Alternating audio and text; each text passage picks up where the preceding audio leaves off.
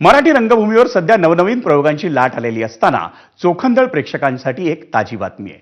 मराठी रंगभूमीवरची ज्येष्ठ अभिनेत्री सुकन्या मोने आणि ज्येष्ठ अभिनेते डॉक्टर गिरीश ओक हे तब्बल 30 वर्षांनंतर एका नाटकात प्रमुख भूमिकेत दिसणार आहेत। आता थांबवायचं कसं हे या नाटकाचं नाव आहे। येत्या 30 मे पासून या नाटकाच्या प्रयोगांना सुरुवात होईल। या नाटकात सुकन्या मोने आणि डॉक्टर गिरीश ओक यांच्यासोबत जान्हवी पणशीकर, आकाश पाटील आणि ऐश्वर्या शेट्टे यांच्याही प्रमुख भूमिका आहेत। या नाटकाचं लेखन आणि दिग्दर्शन संदीप दंडवते यांनी केलंय।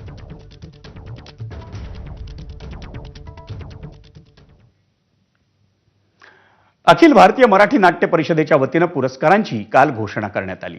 रंगभूमीवर उल्लेखनीय योगदानासाठी ज्येष्ठ अभिनेते दिलीप प्रभावळकर आणि अभिनेत्री स्वाती चिटणीस यांना यंदाचा जीवन गौरव पुरस्कार प्रदान करण्यात येणार आहे। कुटुंब कीर्तन या नाटकासाठी संकर्षण कराडेला सर्वोत्कृष्ट अभिनेता तर करुणाष्टके या नाटकासाठी पर्ण पेठेला सर्वोत्कृष्ट अभिनेत्री म्हणून गौरवण्यात येणार आहे। प्राजक्त देशमुखला करुणाष्टके नाटकासाठी सर्वोत्कृष्ट लेखनासाठीचा पुरस्कार घोषित झाला आहे। येत्या 14 जून रोजी माटुंगा येथील यशवंत नाट्य मंदिरात हा पुरस्कार वितरण सोहळा संपन्न होणार आहे।